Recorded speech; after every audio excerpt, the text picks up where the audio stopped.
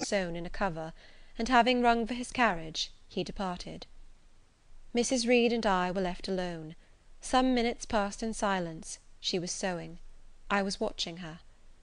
Mrs. Reed might be at that time some 6 or 7 and 30. She was a woman of robust frame, square-shouldered and strong-limbed, not tall, and though stout, not obese. She had a somewhat large face, the under jaw being much developed and very solid. Her brow was low, her chin large and prominent, mouth and nose sufficiently regular. Under her light eyebrows glimmered an eye devoid of ruth. Her skin was dark and opaque, her hair nearly flaxen. Her constitution was sound as a bell. Illness never came near her. She was an exact, clever manager. Her household and tenantry were thoroughly under her control. Her children only at times defied her authority and laughed to scorn. She dressed well, and had a presence and port calculated to set off handsome attire. Sitting on a low stool a few yards from her armchair, I examined her figure, I perused her features. In my hand I held the tract containing the sudden death of the liar, to which narrative my attention had been pointed as to an appropriate warning. What had just passed, what Mrs. Reed had said concerning me to Mr. Brocklehurst, the whole tenor of their conversation, was recent, raw, and stinging in my mind. I had felt every word as acutely as I had heard it plainly, and a passion of resentment fermented now within me. Mrs. Reed looked up from her work. Her eye settled on mine, her fingers at the same time suspended their nimble movements. "Go out of the room, return to the nursery," was her mandate. My look, or something else, must have struck her as offensive, for she spoke with extreme though suppressed irritation. I got up, I went to the door, I came back again, I walked to the window, across the room, then close up to her. Speak I must. I had been trodden on severely, and must turn. But how? What strength had I to dart retaliation at my antagonist? I gathered my energies, and launched them in this blunt sentence. I am not deceitful. If I were, I should say I loved you. But I declare I do not love you. I dislike you the worst of anybody in the world except John Reed. And this book about the liar you may give to your girl, Georgiana, for it is she who tells lies, and not I." Mrs. Reed's hands still lay on her work, inactive. Her eye of ice continued to dwell freezingly on mine. "What more have you to say?" she asked, rather in the tone in which a person might address an opponent of adult age, than such as ordinarily used to a child. That eye of hers, that voice, stirred every antipathy I had.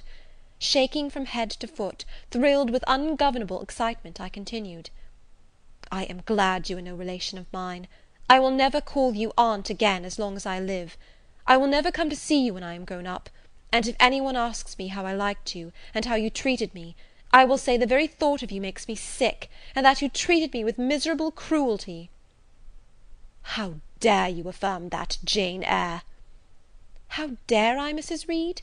How dare I? Because it is the truth. You think I have no feelings, and that I can do without one bit of love or kindness; but I cannot live so, and you have no pity. I shall remember how you thrust me back, roughly and violently thrust me back, into the Red Room, and locked me up there to my dying day, though I was in agony, though I cried out, while suffocating with distress, have mercy, Aunt Reed! And that punishment you made me suffer because your wicked boy struck me, knocked me down for nothing. I will tell anybody who asks me questions this exact tale. People think you a good woman, but you are bad, hard-hearted. You are deceitful." Ere I had finished this reply, my soul began to expand, to exult, with the strangest sense of freedom, of triumph, I ever felt. It seemed as if an invisible bond had burst, and that I had struggled out into unhoped-for liberty. Not without cause with this sentiment. Mrs. Reed looked frightened. Her work had slipped from her knee. She was lifting up her hands, rocking herself to and fro, and even twisting her face as if she would cry. "Jane, you are under a mistake. What is the matter with you?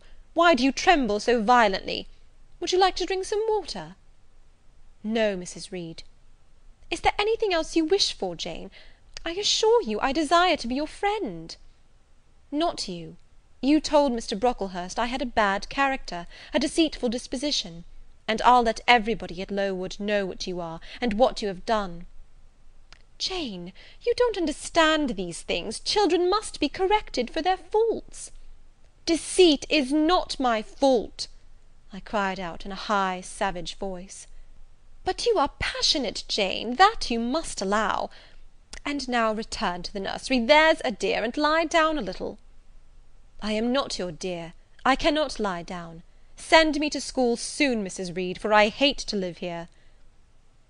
"I will indeed send her to school soon," murmured Mrs. Reed sotto voce, and gathering up her work, she abruptly quitted the apartment. I was left there alone, winner of the field.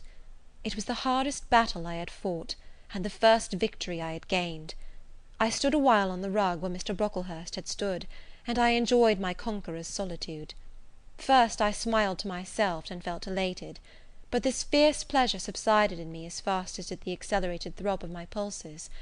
A child cannot quarrel with its elders as I had done, cannot give its furious feelings uncontrolled play as I had given mine, without experiencing afterwards the pang of remorse, and the chill of reaction. A ridge of lighted heath, alive, glancing, devouring, would have been a meet emblem of my mind when I accused and menaced Mrs. Reed. The same ridge, black and blasted after the flames are dead, would have represented as meetly my subsequent condition, when half an hour's silence and reflection had shown me the madness of my conduct, and the dreariness of my hated and hating position. Something of vengeance I had tasted for the first time. As aromatic wine it seemed, on swallowing, warm and racy.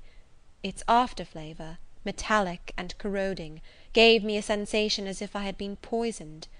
Willingly would I now have gone and asked Mrs. Reed's pardon; but I knew, partly from experience and partly from instinct, that was the way to make her repulse me with double scorn, thereby re-exciting every turbulent impulse of my nature.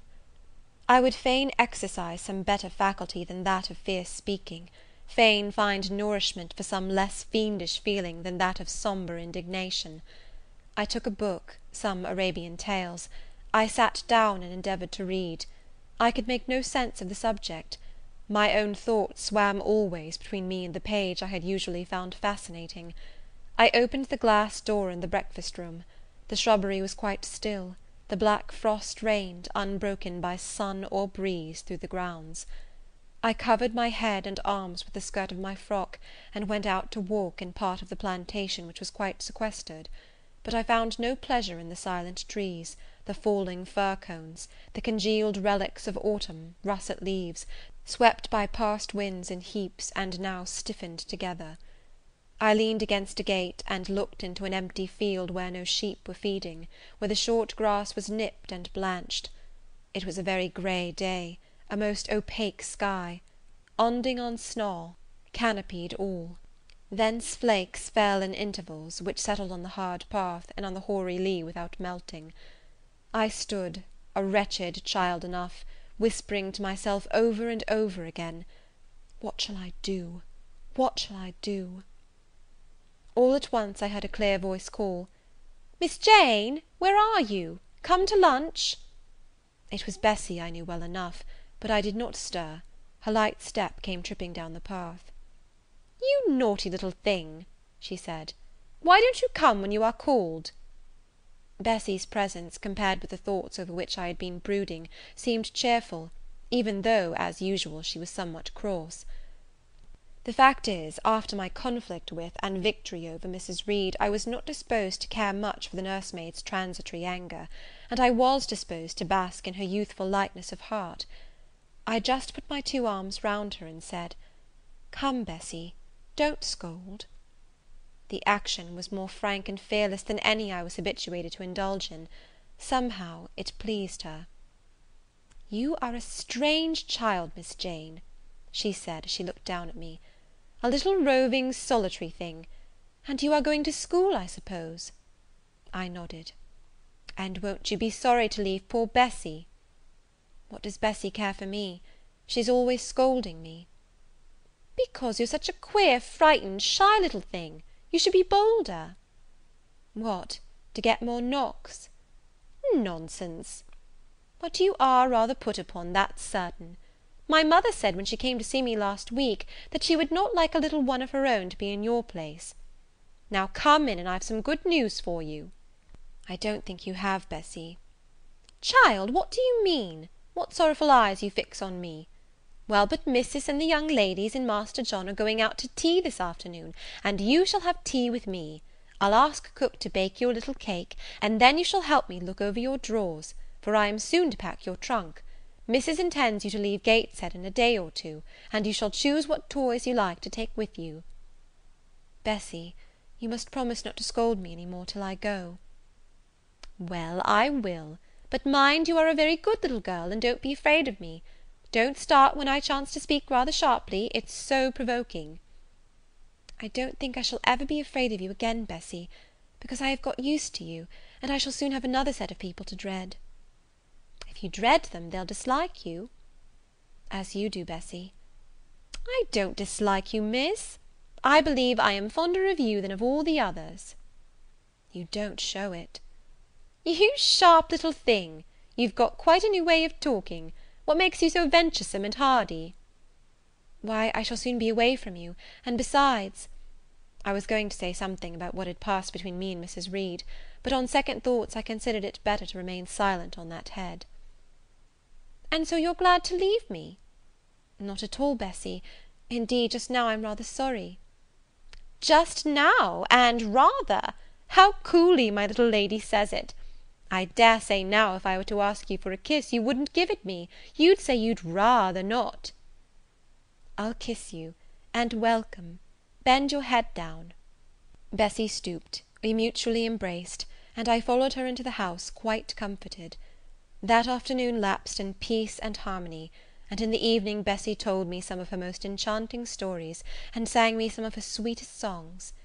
Even for me, life had its gleams of sunshine. End of Chapter 4.